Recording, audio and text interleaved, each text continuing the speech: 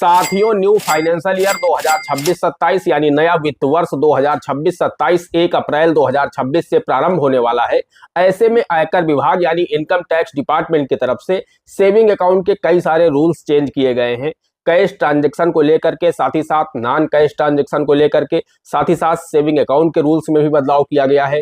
Cash transaction को लेकर के किया गया है, यूपीआई ट्रांजैक्शन को लेकर के भी किया गया है, जो इस वीडियो के माध्यम से हम आपको बताने वाले हैं। क्योंकि 1 अप्रैल 2026 से आयकर विभाग ने कई सारे बदलाव किए हैं जो कि लागू हो जाएंगे सेविंग अकाउंट यानी बचत खाते पर, करेंट अकाउंट यानी चालू खाते पर, साथ ही साथ आपका जो यूपीआई है उस पर भी लागू हो जाएंगे। 7 ऐसे ट्रांजैक्शन की जानकारी हम आपको इस वीडियो के माध्यम से देने वाले हैं जो आपको गलती से भी नहीं करने हैं। अगर आप वो 7 ट्रांजैक्शन करते हैं या उनकी जो लिमिट बताई गई है, इनकम टैक्स डिपार्टमेंट के द्वारा तय की गई है, उस लिमिट को क्रॉस करते हैं तो आपको इनकम टैक्स डिपार्टमेंट नोटिस थमा देगा। और फिर अगर आप उस नोटिस का सही से जवाब नहीं दे पाएंगे, आप सभी को पता है इनकम टैक्स डिपार्टमेंट के जो ऑफिसर्स होते हैं इतने सरल, इतने सीधे नहीं होते हैं कि आप उन्हें वर्बली कुछ भी समझा देंगे और वो मान जाएंगे। ऐसा नहीं, उन्हें हर ट्रांजैक्शन का प्रूफ चाहिए और वो भी लिखित में चाहिए। तो अगर आप उन्हें प्रूफ नहीं दे पाते हैं, संतुष्ट नहीं कर पाते हैं, ऐसे में वो आपको नोटिस थमा देंगे, आपके ऊपर पेनल्टी इंपोज कर देंगे जो कि 100% तक हो सकती है।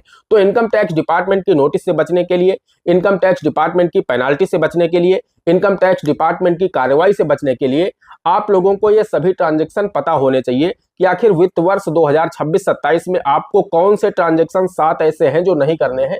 मोस्टली 99% इनकम टैक्स डिपार्टमेंट का नोटिस इन्हीं 7 ट्रांजैक्शन की वजह से आता है लोगों को। जी हाँ, अगर ये 7 ट्रांजैक्शन आप लोग अवॉइड कर दें या फिर जो भी इनकम टैक्स के द्वारा इन ट्रांजैक्शन के लिए लिमिट बताई गई है उन लिमिट को ध्यान में रखकर के आप अगर ट्रांजैक्शन करें तो आपको कभी भी इनकम टैक्स डिपार्टमेंट का नोटिस नहीं आएगा, आपको कभी भी कोई दिक्कत नहीं होगी। क्योंकि आज के समय में हर व्यक्ति के पास में सेविंग अकाउंट है, करेंट अकाउंट है और यूपीआई का इस्तेमाल करते हैं। अब किसी के पास सेविंग अकाउंट है तो किसी के पास करेंट अकाउंट है और कोई यूपीआई का इस्तेमाल करता है, यानी हर व्यक्ति इन 3 में लिप्त है। तो ऐसे में आपको ये सभी ट्रांजैक्शन पता होने आवश्यक है। क्योंकि अगर आपको पता नहीं, आप गलती से भी उसकी लिमिट क्रॉस कर जाते हैं तो फिर इनकम टैक्स डिपार्टमेंट आपकी नहीं सुनेगा कि आपने गलती से किया है, आपने अनजाने में किया है। वो आपको नोटिस थमा देगा और उसका जवाब मांगेगा। जवाब नहीं दे पाओगे आप, डॉक्यूमेंटल आप प्रूफ नहीं दे पाओगे, तो फिर आपके ऊपर पेनल्टी इंपोज हो जाएंगी, आपके ऊपर कार्रवाई शुरू हो जाएंगी। तो इसलिए इन सभी चीजों से बचने के लिए इन 7 ट्रांजैक्शन को आपको दिमाग में रखना है, ध्यान में रखना है।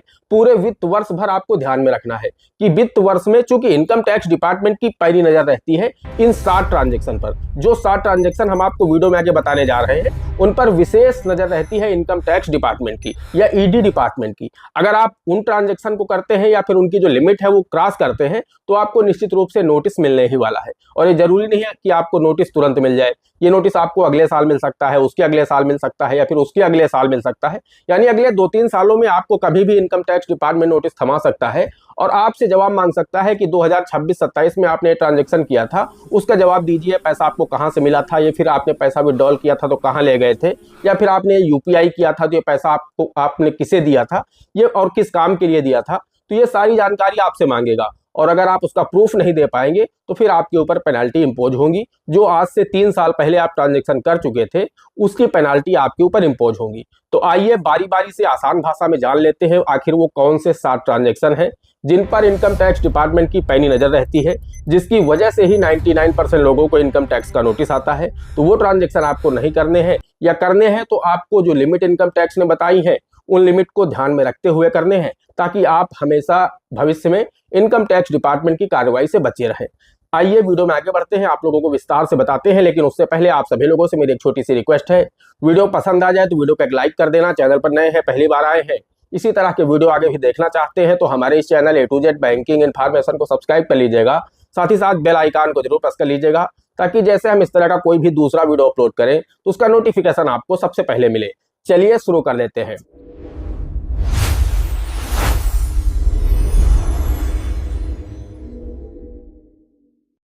दोस्तों, हम सबसे पहले बात कर लेते हैं पहले ट्रांजैक्शन की और बारी बारी से हम आपको 7 ट्रांजैक्शन बताएंगे कि जिन पर इनकम टैक्स डिपार्टमेंट की बिल्कुल पैनी नजर रहती है।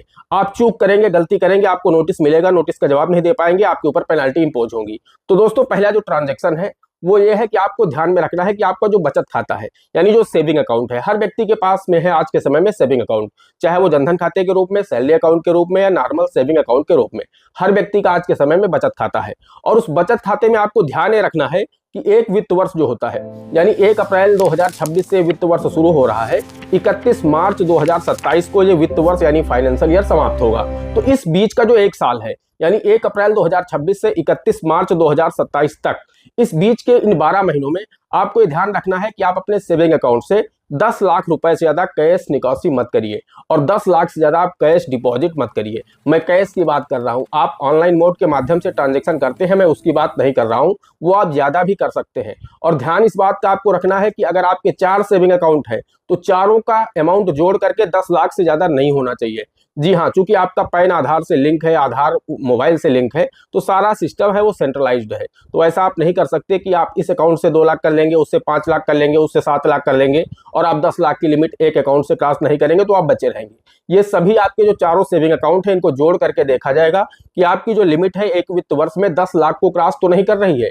अगर आपने 10 लाख रुपए की लिमिट नगद निकासी में क्रॉस की या नगद जमा में क्रॉस की तो आपकी एसएफटी रिपोर्टिंग हो जाएगी। जैसे ही आपकी एसएफटी रिपोर्टिंग होगी, आपको इनकम टैक्स डिपार्टमेंट अगले सालों में कभी भी नोटिस थमा सकता है और आपसे जवाब मांग सकता है। तो आप इस चीज से बचे रहिए कि आप अपने बचत खाते में 10 लाख रुपए से ज्यादा नगद निकासी मत करिए एक साल में, और 10 लाख ज्यादा से ज्यादा आप कैश डिपॉजिट मत करिए अपने सेविंग अकाउंट में। आप ऑनलाइन मोड के माध्यम से पैसा अपने खाते में डलवाइए, कोई दिक्कत नहीं, नेफ्ट आरटीजीएस के माध्यम से, लेकिन नगद जमा मत करिए। और वहीं आप चेक दीजिए पार्टी को, आप यूपीआई करिए, नेफ्ट आरटीजीएस करिए, लेकिन नगद का जो विड्रॉल होता है वो 10 लाख से ज्यादा एक फाइनेंशियल ईयर में मत करिए, वरना आपको नोटिस मिल सकता है और आपके ऊपर पेनाल्टी इंपोज हो सकती है। अब हम बात कर लेते हैं दूसरे ट्रांजेक्शन की। दूसरा ट्रांजेक्शन ये है दोस्तों कि आप नगद में एक फाइनेंशियल ईयर, मैंने फाइनेंशियल ईयर आपको बता दिया कि 1 अप्रैल से शुरू होगा, 31 मार्च 2027 को समाप्त होगा। तो इस बीच का जो ये फाइनेंशियल ईयर है, यानी जो वित्त वर्ष है, इस एक साल में आप किसी भी बैंक या पोस्ट ऑफिस में 10 लाख रुपए से ज्यादा कैश जमा करके एफडी मत करिए। इसको भी आपको ध्यान में रखना है। आपका दूसरा ट्रांजैक्शन है, ये जो ट्रांजैक्शन मैं आपको बता रहा हूं, इन पर इनकम टैक्स डिपार्टमेंट की पैनी नजर रहती है। अगर आप गलती करेंगे तो आपको नोटिस भविष्य में मिल सकता है, तो इसका आपको ध्यान रखना है। आपका पैसा सेविंग में पड़ा है, उससे आप एफडी कर रहे हैं, ज्यादा अमाउंट की करिए, कोई दिक्कत नहीं है। लेकिन अगर आप कैश जमा करके एफडी कर रहे हैं तो एक वित्त वर्ष में 10 लाख रुपए से ज्यादा की मत करिए, वरना आपको नोटिस मिल सकता है। अब दोस्तों हम बात कर लेते हैं तीसरे ट्रांजैक्शन की। दोस्तों तीसरा ट्रांजैक्शन ये है कि जब भी आप कोई प्रॉपर्टी सेल कर रहे हैं या परचेज कर रहे हैं, यानी आप कोई भी प्रॉपर्टी खरीद रहे हैं या बेच रहे हैं, तो ध्यान आपको इस बात का रखना है कि जो टोकन मनी होती है, यानी जो बयाना बोलते हैं लोग, उसमें आपको 20,000 रुपए से ज्यादा का कैश का लेन देन नहीं करना है। चाहे आप बेच रहे हो जमीन या खरीद रहे हो, कोई भी प्रॉपर्टी आप सेल कर रहे हैं या परचेज कर रहे हैं, आपको ध्यान इस बात का रखना है कि 20,000 रुपए से ज्यादा का कैश लेन देन आपको नहीं करना है। अगर आप ऐसा करते हैं तो आपके ऊपर 100% की पेनाल्टी इंपोज होगी और आपको भविष्य में इनकम टैक्स का नोटिस मिल जाएगा। और अगर आप ये सोचते हैं कि मैं तो पकड़ा नहीं जाऊंगा, मैंने ऐसा कर दिया है वैसा कर दिया है, विभाग पकड़ नहीं पाएगा, तो जितना होशियारी आप कर रहे हैं उससे कहीं ज्यादा होशियार इनकम टैक्स डिपार्टमेंट के ऑफिसर है। फिर जब आप फंसोगे तो जवाब नहीं दे पाओगे। तो इस चीज का आपको ध्यान रखना है कि 20,000 रुपए से ज्यादा आपको कैश का लेन देन नहीं करना है प्रॉपर्टी का। जब आप सेल या परचेज कर रहे हैं तो इसका अगर आप ध्यान रखेंगे तो बचे रहेंगे। अब दोस्तों हम बात करते हैं अगले ट्रांजैक्शन की। अगला ट्रांजैक्शन यह है कि आज के समय में लोग क्रेडिट कार्ड का खूब इस्तेमाल कर रहे हैं, लेकिन क्रेडिट कार्ड का इस्तेमाल करते समय आप इस बात का विशेष ध्यान रखें कि एक वित्त वर्ष में, यानी जो फाइनेंशियल ईयर है 1 अप्रैल से 31 मार्च तक के बीच का, इस बीच में अगर आप अपने क्रेडिट कार्ड के बिल का भुगतान कैश में करते हैं तो 1 लाख से ज्यादा नहीं होना चाहिए, वरना आपको इनकम टैक्स का नोटिस मिल सकता है। वही अगर आप ऑनलाइन अपने बिल का भुगतान करते हैं क्रेडिट कार्ड के बिल का, तो ध्यान इस बात का रखें कि पूरे वित्त वर्ष में 10 लाख रुपए से ज्यादा का आपका बिल जनरेट नहीं होना चाहिए। अगर आप 10 लाख रुपए से ज्यादा क्रेडिट कार्ड के बिल का भुगतान एक वित्त वर्ष में कर रहे हैं तो भी आपको इनकम टैक्स डिपार्टमेंट नोटिस थमा सकता है, आपसे जवाब मांग सकता है और आपके ऊपर पेनाल्टी इंपोज हो सकती है। तो इस बात का भी आपको विशेष ध्यान रखना है। अब हम बात कर लेते हैं अगले ट्रांजैक्शन की। दोस्तों अगला ट्रांजैक्शन ये है कि जब आप यूपीआई का इस्तेमाल आज के समय में खूब तेजी से कर रहे हैं, डेली मतलब लाखों की संख्या में यूजर बढ़ रहे हैं यूपीआई के, फिर चाहे वो गूगल पे हो, फोन पे हो, पेटीएम हो, भीम हो, अमेजन पे हो, व्हाट्सएप पे हो, बहुत सारे एप्लीकेशन आ चुके हैं यूपीआई के। तो ऐसे में लोग खूब यूपीआई कर रहे हैं, कहीं कुछ भी लेना होता है यूपीआई कर देते हैं, कहीं से पैसा लेना होता है यूपीआई में ले लेते हैं। तो आप खूब यूपीआई करिए, सरकार भी इसे बढ़ावा दे रही, कोई दिक्कत नहीं है। लेकिन आपका जो बचत खाता है, आपका जो सेविंग अकाउंट है, इस बात का आपको ध्यान रखना है कि आप अपने बिजनेस का पैसा अपने सेविंग अकाउंट में मत लीजिए। पहली बात तो आपको ये ध्यान में रखनी है कि आपका जो बचत खाता है जिससे आप यूपीआई का इस्तेमाल कर रहे हैं, उसमें आपको अपने बिजनेस का पैसा नहीं लेना है। सबसे बड़ी गलती लोग यही करते हैं कि उनका पहले लगता है कि मेरा छोटा बिजनेस है, हम पैसा अपने सेविंग में ले रहे हैं, और जब वो पैसा अपने सेविंग में लेने लगते हैं, एक समय ऐसा आता है कि उनके सेविंग अकाउंट की जो लिमिट है वो क्रॉस हो जाती है और फिर इनकम टैक्स डिपार्टमेंट उन्हें नोटिस थमा देता है। जब नोटिस देता है तो फिर वो पिछले 5 सालों का 10 सालों का रिकॉर्ड देखता है उनके बचत खाते में, और जब देखता है तो उसमें लाखों के ट्रांजेक्शन उन्हें मिलते हैं। तो फिर इनकम टैक्स डिपार्टमेंट तब से आपके ऊपर पेनाल्टी लगाएगा और आप कहोगे कि मेरा बिजनेस का पैसा है। इनकम टैक्स डिपार्टमेंट कभी भी नहीं मानेगा कि आपका ये बिजनेस का पैसा है, क्योंकि आपका जो सेविंग अकाउंट है, आपका बचत खाता होता है, उसमें आपकी बचत का पैसा होता है, वो आपके व्यक्तिगत यूज के लिए होता है, वो आपके बिजनेस के लिए है ही नहीं। बिजनेस के लिए आप अपना सेल्फ करेंट अकाउंट ओपन करा सकते हैं, जरूरी नहीं कि आपके पास जीएसटी हो या कोई रजिस्ट्रेशन हो तभी आपको बिजनेस के नाम पर या करेंट अकाउंट खुलेगा। आप अपना सेल्फ करेंट अकाउंट अपने पैन नंबर, अपने आधार नंबर पर खुलवा सकते हैं। उसका क्यूआर कोड लगाइए, उसका यूपीआई से पैसा, आप बिजनेस का पैसा उस खाते में लीजिए, कोई दिक्कत नहीं है।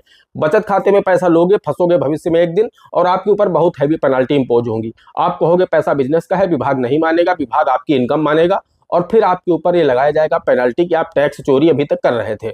तो उसमें फिर आप बुरा फंसेंगे और बच नहीं पाएंगे। दूसरी चीज, यार मित्र रिश्तेदारों का पैसा आप यूपीआई में अपने खाते में मत लीजिए। वो आपके व्यक्तिगत यूज के लिए आपका पर्सनल सेविंग अकाउंट है, उसमें आप ऐसा मत करिए। किसी रिवार्ड के चक्कर में और कैशबैक के चक्कर में आप लोग लाखों के ट्रांजेक्शन यूपीआई से कर देते हैं, फिर भविष्य में आपके सामने दिक्कत होंगी। चूंकि ये सारे ट्रांजेक्शन आपके पैन नंबर, आपके आधार नंबर पर शो हो रहे हैं और भविष्य में आप कहोगे कि नहीं मेरी तो इनकम ही इतनी नहीं है और विभाग कहेगा कि आपने तो 50 लाख के ट्रांजेक्शन कर लिए हैं 5 सालों में, तो आप पेनल्टी दीजिए। तो फिर आपके सामने दिक्कत बड़ी खड़ी हो जाएगी। ध्यान इस बात का रखना है, अगर आपका सेविंग अकाउंट यानी बचत खाता है तो कोशिश ये करिए कि 10 लाख रुपए से ज्यादा अपने बचत खाते में एक वित्त वर्ष में सेंड मत करिए और 10 लाख से ज्यादा आप रिसीव मत करिए अपने बचत खाते में। करेंट अकाउंट है उसकी लिमिट ज्यादा है, उसमें आप कर सकते हैं, लेकिन बचत खाते में आप व्यक्तिगत ट्रांजेक्शन करेंगे तो 10 लाख से ज्यादा रिसीव मत करिए, 10 लाख से ज्यादा सेंड मत करिए, कभी भी आपको दिक्कत नहीं होगी। हाँ, अगर आपके जेन्युइन ट्रांजेक्शन ज्यादा अमाउंट भी हो रहा तो कर सकते हैं, कोई दिक्कत नहीं है, लेकिन वो आपके ट्रांजेक्शन जेन्युइन होने चाहिए। ऐसा नहीं किसी मित्र ने भेज दिया पैसा, किसी दोस्त ने भेज दिया, किसी रिश्तेदार ने भेज दिया या किसी आपने कैशबैक के चक्कर में उसमें अमाउंट ले लिया और उसे कैश दे दिया। इस तरह की गलती आप मत करिए। बिजनेस का पैसा ले लिया, ये गलतियां आप करोगे और भविष्य में पकड़े जाओगे तो जवाब नहीं दे पाओगे। अगर आपके जेन्युइन ट्रांजेक्शन है, आपका वास्तव में कहीं से पैसा आ रहा, आपको मिलना है, आपके बचत खाते में आया है, तो लिमिट भी क्रॉस होगी। अगर आपको नोटिस भी आता है तो आप उसका रिप्लाई कर पाओगे, आपको दिक्कत नहीं होगी। लेकिन जो ट्रांजेक्शन ही सही नहीं है, जो जेन्युइन ट्रांजेक्शन ही नहीं है, तो उनका आप जवाब कैसे दे पाओगे, फिर आपके ऊपर पेनल्टी इंपोज होगी। तो इसका आपको विशेष ध्यान रखना है। दोस्तों, अब हम बात कर लेते हैं अगले ट्रांजेक्शन की। अगला ट्रांजेक्शन ये है कि आपको जो सेविंग अकाउंट यानी जो बचत खाता है, उसमें आपको एक दिन में 2 लाख रुपए से ज्यादा कैश विड्रॉल नहीं करना है और एक दिन में आप 2 लाख रुपए से ज्यादा कैश जमा मत करिए। क्योंकि अगर आप 2 लाख रुपए से ज्यादा कैश डिपॉजिट करते हैं एक ही दिन में और 2 लाख रुपए से ज्यादा आप कैश विड्रॉल करते हैं एक ही दिन में बैंक अकाउंट से, उस दशा में आपका हाई वैल्यू ट्रांजेक्शन हो जाता है। बैंक उसकी सेफ्टी रिपोर्टिंग कर देता है इनकम टैक्स डिपार्टमेंट को। ये क्रम अगर आप बार बार कर रहे हैं, एक बार आपने किया तो कोई दिक्कत नहीं होगी, लेकिन अगर आप बार बार 2 लाख से ज्यादा अमाउंट जमा कर रहे हैं बैंक खाते में और 2 लाख से ज्यादा आप अमाउंट विड्रॉल कर रहे हैं अपने सेविंग अकाउंट में, उस दशा में आपकी इनकम टैक्स डिपार्टमेंट नोटिस भविष्य में आपको दे सकता है, आपसे जवाब मांग सकता है कि इतने बड़े ट्रांजेक्शन आप क्यों कर रहे हैं। क्योंकि इनकम टैक्स डिपार्टमेंट चाहता है कि ज्यादा से ज्यादा लोग डिजिटल की तरफ शिफ्ट हों, ज्यादा से ज्यादा ऑनलाइन ट्रांजेक्शन करें, कैश का इस्तेमाल कम से कम करें। क्योंकि जितना ज्यादा आप कैश का इस्तेमाल करोगे उतना अधिक आप इनकम टैक्स डिपार्टमेंट की नजर में रहोगे और फिर आपको इनकम टैक्स डिपार्टमेंट देखेगा कुछ समय तक, उसके बाद आपको नोटिस थमा देगा कि ये व्यक्ति कुछ ज्यादा ही ट्रांजेक्शन कैश में करता है। उसे नोटिस दो और उससे पूछो कि आखिर ये पैसा कहाँ ले जा रहा, किसे दे रहा है, और अगर सही जवाब नहीं दे पाता है तो फिर इसके ऊपर पेनाल्टी इंपोज होनी ही है। तो इस बात का आपको ध्यान रखना है कि बचत खाते में अगर आपको ज्यादा पैसा जमा करना है तो आप टुकड़ों में जमा कर लीजिए। मान लीजिए आपको 6 लाख जमा करना है तो इकट्ठे मत जमा करिए, आप 3 बार में कर दीजिए। 2-2 लाख का कर लीजिए, 2 लाख से ज्यादा एक दिन में जमा मत करिए। 3 दिन में जाके बैंक में जमा कर दीजिए, कोई दिक्कत नहीं। 6 लाख आपको विड्रॉल करना है, 3 बार में आप विड्रॉल कर लीजिए, कोई दिक्कत नहीं। इकट्ठे 6 लाख विड्रॉल करोगे, इनकम टैक्स की नजर में आ जाओगे। अब दोस्तों हम बात कर लेते हैं नेक्स्ट और 7वें ट्रांजेक्शन की, जो कि लास्ट ट्रांजेक्शन है। आपका जो करेंट अकाउंट होता है यानी जो चालू खाता होता है, उसमें आपकी जो लिमिट होती है एक वित्त वर्ष की, वो होती है 50 लाख रुपए। तो एक वित्त वर्ष में यानी एक फाइनेंशियल ईयर में 1 अप्रैल 2026 से 31 मार्च 2027 तक आप 50 लाख रुपए से ज्यादा कैश विड्रॉल मत करिए अपने चालू खाते से और 50 लाख रुपए से ज्यादा आप कैश जमा मत करिए अपने चालू खाते में। इनका भी आपको विशेष ध्यान रखना है। अगर आप इनका ध्यान रखोगे तो आपको इनकम टैक्स डिपार्टमेंट का नोटिस नहीं मिलेगा। अगर आप इन ट्रांजेक्शन को ध्यान में नहीं रखते हैं, आप इनकी लिमिट जो मैंने बताई है इन्हें क्रॉस करते हैं, तो भविष्य में आपको इनकम टैक्स डिपार्टमेंट का नोटिस मिलना तय है। और अगर आप उनका सही से जवाब नहीं दे पाते हो तो फिर दोस्तों निश्चित रूप से आपके ऊपर पेनाल्टी भी इंपोज होगी। दोस्तों आशा करते हैं आपको वीडियो पसंद आया होगा। मैंने सभी आपको सातों ट्रांजैक्शन बता दिए हैं, उनकी लिमिट बता दी है। आपको ध्यान रखना है लिमिट क्रॉस न होने पाए। अगर लिमिट क्रॉस हो रही है तो आपके ट्रांजैक्शन जेन्युइन है तो आपको दिक्कत नहीं होगी। अगर आप ITR भरने वाले पर्सन हैं तो आपको दिक्कत नहीं होगी अगर आपकी लिमिट भी क्रॉस हो रही है। लेकिन अगर आप ITR भरने वाले पर्सन नहीं है, अगर आप ITR फाइल नहीं करते हैं और इनकी लिमिट को आप क्रॉस करते हैं तो आपको इनकम टैक्स डिपार्टमेंट का नोटिस मिल सकता है। दोस्तों, आज के वीडियो में इतना ही। मिलते हैं अगले वीडियो में किसी अगले इंटरेस्टिंग टॉपिक के साथ। तब तक के लिए जय हिंद, जय भारत।